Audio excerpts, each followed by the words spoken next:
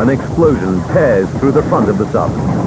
Seconds later, another massive blast rips through the boat. Catastrophic flooding sent her to the sea floor. But how could this have happened? Kursk is supposed to be unsinkable.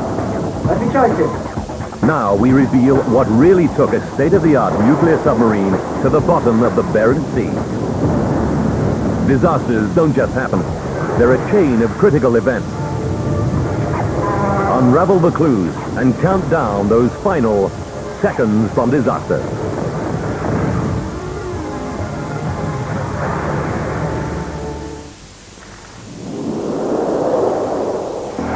Northern Europe. Russia. August 10th, 2000. Naval dockyards across the Kola Peninsula are buzzing with preparations for the biggest exercise the Russian Navy has seen since the collapse of communism. 9 p.m. The submarine Kursk is undergoing final engineering checks in the highly restricted Zapadnaya Lista naval dockyard. Created to attack American aircraft carrier battle groups, she's at the cutting edge of Russia's defenses. Powered by 2 nuclear reactors, she's 150 meters long and as high as a 6-story building, more than twice the size of a jumbo jet. Lieutenant Captain Dmitry Kolesnikov is enjoying a final cigarette before boarding Kursk. This is Dmitry's 27th birthday, and he's missing his new wife. Olga and Dmitry were married only 4 months ago. Soon after they were married, Dmitry gave his new wife a tour of the Kursk. He wanted Olga to feel the same confidence in the submarine that he did. I did not expect a submarine to be so enormous. Towards the back of the boat, Dmitry shows Olga the propulsion control station, where he is section captain. When she gets to some of Kursk's more unusual features, a sauna and a swimming pool, Olga can see why Dmitry is so happy on Kursk. I could see she had a right to be loved. Although this mission will be a 5-day exercise, Kursk and her crew are always prepared for real combat, and the sub bristles with weapons. She carries 24 cruise missiles inside on each side of the fin. And in Kursk's bow is her torpedo room. There are 6 torpedo tubes and space for 24 torpedoes. Friday, August 11th. In the Barents Sea, 140 kilometers from shore, the naval exercise is in full swing. Kursk will take part in a simulated attack, with Russian ships substituting for the Americans. The commander is Captain Gennady Lyachin, an unashamed product of the Soviet system, one of the Navy's most experienced men. Their target is Peter the Great, the flagship of the Northern Fleet. In control of the reactors is Alexei Nechayev. This is his first mission on Kursk. But despite his lack of experience, Alexei is well aware of his awesome responsibilities. If there's any sign of an emergency, he'll be expected to seal himself into his compartment, sharing the same fate as the reactors. Saturday, August 12th. Day 2. Kursk is now ready to begin the final phase of her mission. She'll fire 2 practice torpedoes at the enemy battle group. Like all practice torpedoes, there's no warhead on the front, just a dummy weight to balance the weapon. It's 11:08 a.m. The commander has decided to make his attack from close to the surface. He looks for enemy ships and spots the distant target. The battle group will be fired on by 6 subs as it passes through the exercise area. Kursk is second in line. It's 11:27 and 30 seconds. The commander takes a final look in the periscope. Kursk is poised to launch the first of her torpedoes at the enemy battle group.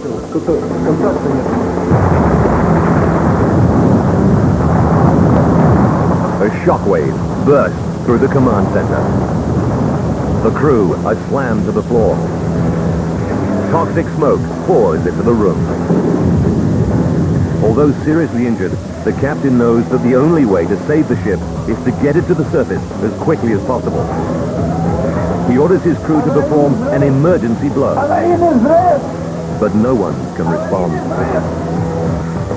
70 meters from the source of the explosion, in the reactor control room, Alexei's training kicks in. Alexei knows that the reactors are separated from the hull by powerful shock absorbers and can withstand a jolt of 50 times normal gravity.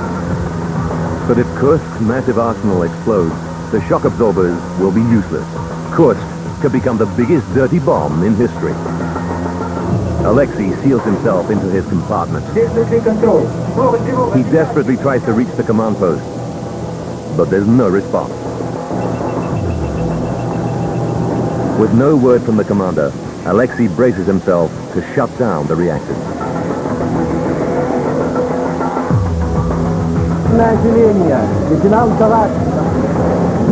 11:30. 135 seconds after the first explosion, another detonation rips through the front of Kursk.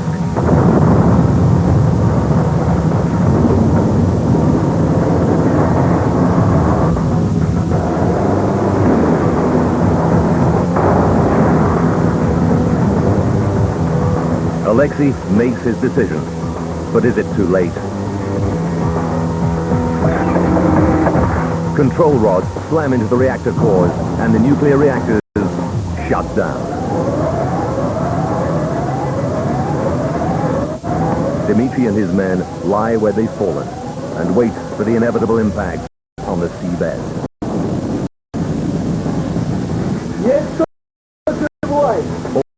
Although only 27, Dmitri Kolesnikov assumes command. Know from the scale of the damage, the only way out for them is through the rear escape hatch, right at the back of the submarine.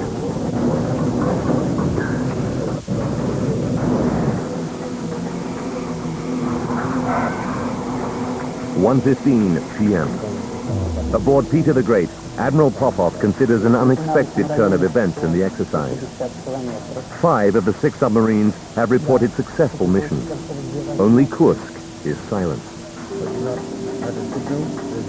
Admiral Popov decides there's no reason to raise the alarm yet.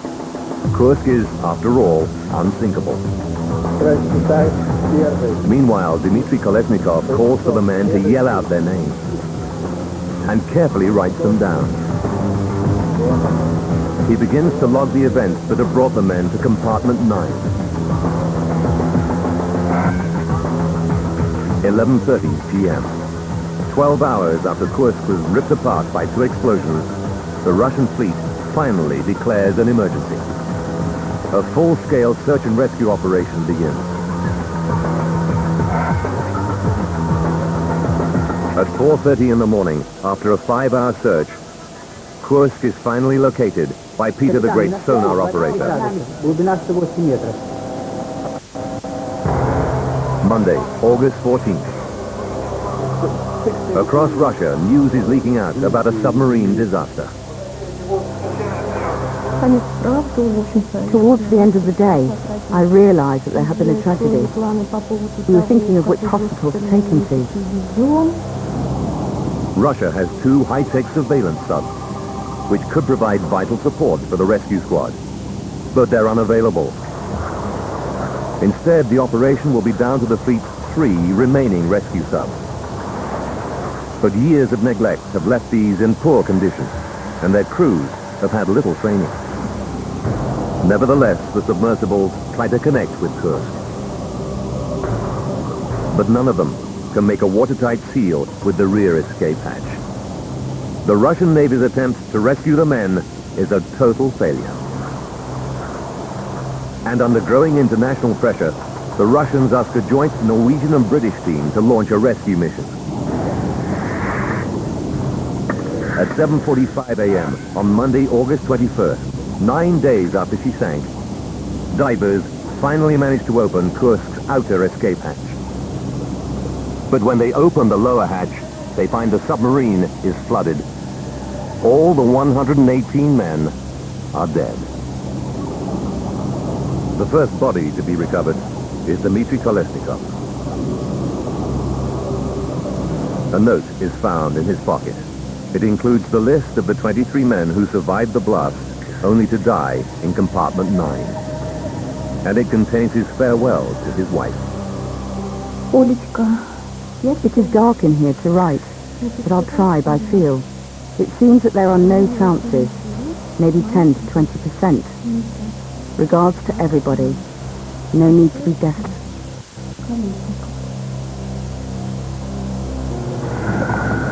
But how could the unsinkable Kursk be so completely destroyed?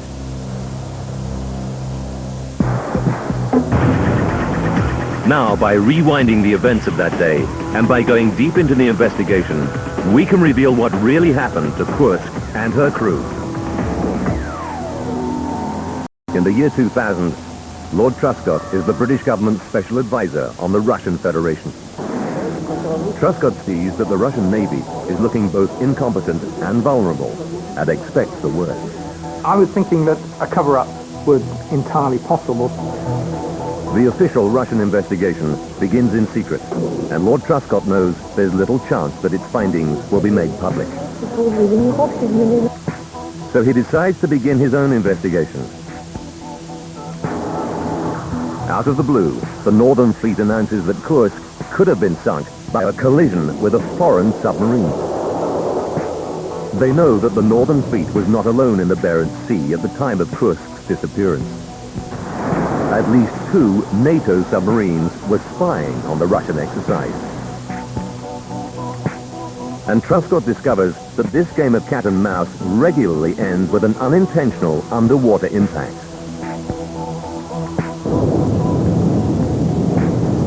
The British Ministry of Defense begins to investigate the allegations. They get just the break they need when a Norwegian seismic facility announces that it's detected an unusual seismic event in the Barents Sea at the approximate time of Kursk's disappearance. The British government obtains this crucial data and sends it to expert seismologist David Bowers. The amount of information in these seismograms is remarkable. Bowers compares the shape of the event to a database of other seismic signals. It doesn't match the distinctive pattern of an earthquake or a collision. It matches exactly the patterns of known underwater explosions. The explosions are very large, it's equivalent to about 5 tons of TNT. Bowers continues to examine the trace. He moves backwards in time.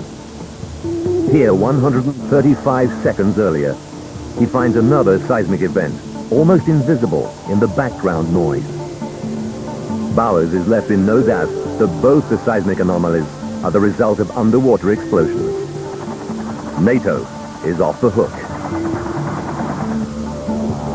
As the political fallout of the disaster mounts, President Putin authorizes a radical salvage plan. The Kursk will be raised from the seabed. This will be one of the most ambitious maritime salvages in history. But is it safe to move Kursk? The wreck's 2 nuclear reactors have been within a few meters of a massive explosion. Could they be damaged? A survey reveals that radiation levels are normal. The salvage team cuts off Kursk's shattered torpedo room, afraid it'll fall apart if they move it, and slowly raise the rest of the sub to the surface.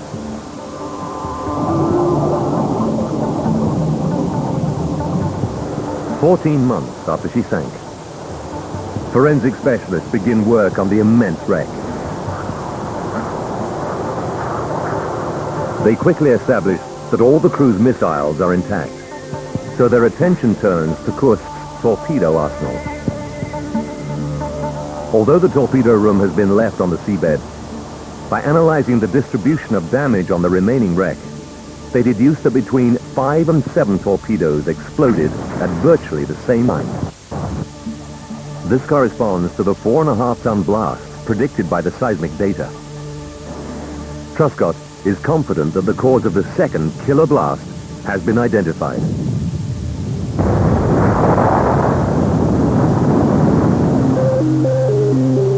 The forensic team established that the front section of the wreck has been incinerated. Detailed analysis revealed that this fire was raging before the torpedo arsenal exploded.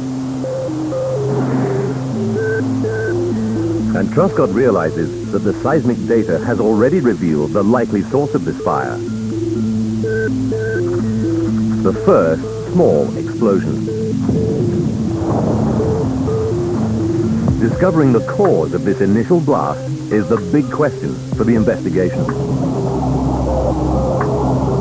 But with the remains of the front of the sub abandoned on the seafloor, Truscott doubts that the critical evidence will ever be recovered. Then, a spectacular discovery on the seabed. A piece of hull debris from around the number 4 torpedo hatch is found 50 meters behind the main wreckage site. For this piece of hull to be found in this strange location, way behind the rest of the submarine debris, means that it was the very first thing to be blown off the sub. And its original position on Kursk gives the spot where the blast happened. This was sensational evidence because it proves that the torpedo in Tube 4 was the first thing to explode, and the only question was which part of the torpedo had exploded. Truscott looks into the details of the practice torpedo's propulsion system. The turbine that pushes the torpedo through the water gets its power from burning kerosene. But underwater, where there's no air, the oxygen needed to react with the fuel is stored in the form of concentrated hydrogen peroxide, HTP. On paper, this propulsion system is efficient and foolproof. But Truscott is told that HTP has some disturbing properties. He's advised that when certain metals, or even rust, come into contact with HTP, they act as a catalyst. The hydrogen peroxide breaks down into oxygen and steam and lots of heat. The volume of gas increases 5,000 times in a split second. In a torpedo, this can be a deadly force. I was amazed to discover that HTP torpedoes were extremely dangerous, especially if they weren't handled properly.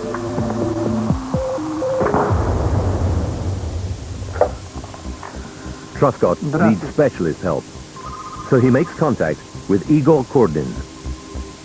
A former Russian sub-commander, Kurdin has the intimate knowledge of the sub that the investigation craves. Kurdin examines the possibility that an HTP propulsion system could be at the root of the Kursk disaster. He begins by calculating the likely explosive yield of the propulsion system. The result is between 50 and 100 kilos of TNT, roughly the same size as the explosion on the seismic trace. With the numbers stacking up, an HTP accident looks increasingly likely. But Kurdin knows that all HTP torpedoes have safety features aimed at preventing dangerous pressurization inside the torpedo. Kurdin uses his special contacts to obtain the maintenance records of Kursk's practice torpedo. What he discovers shocks the veteran commander. The torpedo came from a batch of 10 made in 1990. 6 of these were immediately rejected as faulty welding. He's told that the welding on the practice torpedo was never checked. It was thought unnecessary because it didn't have a warhead. Igor Kurdin is forced to conclude that shoddy welding probably allowed HTP to leak out of the practice torpedo with terrifying consequences. Parts of both the torpedo and the launch tube are found with distortions and heat damage that are consistent with the torpedo exploding about halfway down its length, right by a critical weld. Examination of the inner launch tube door reveals that although it was closed at the time of the explosion, it wasn't fully locked down, compromising its strength. The electrical connection between the torpedo and the tube door is notorious for getting clogged with dust. The crew often have to open the tube door several times to clean the connection before they can complete their systems check.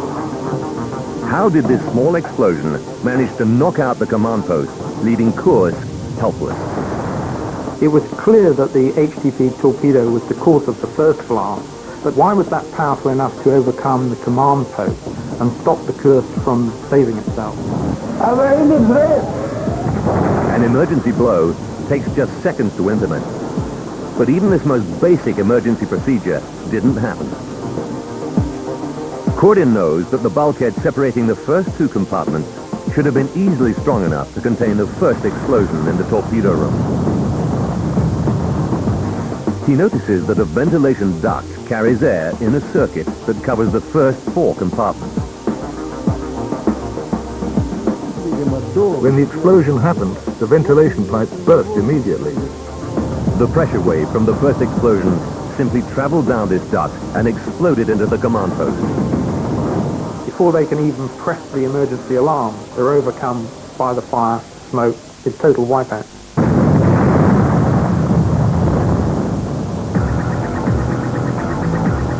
Lord Truscott can now put together the chain of events that left this Russian super sub and her crew seconds from disaster.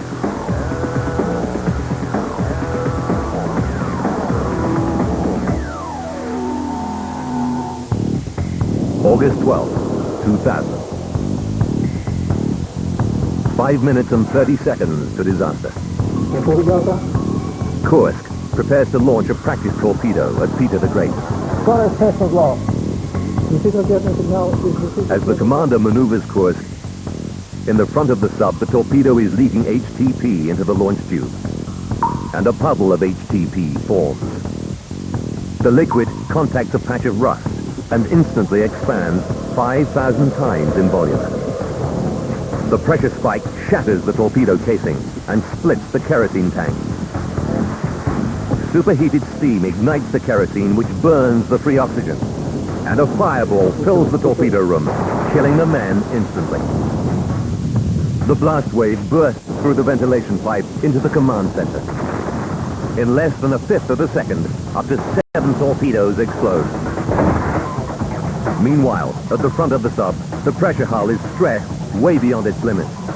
The 5-centimeter thick steel tube bursts, and water explodes into the boat through the 70-meter long hole. Just minutes after the first explosion, the pride of the Russian fleet lies a wreck on the muddy bed of the Barents Sea. A tomb for 118 men. Most of the sailors' bodies are returned to their families across Russia.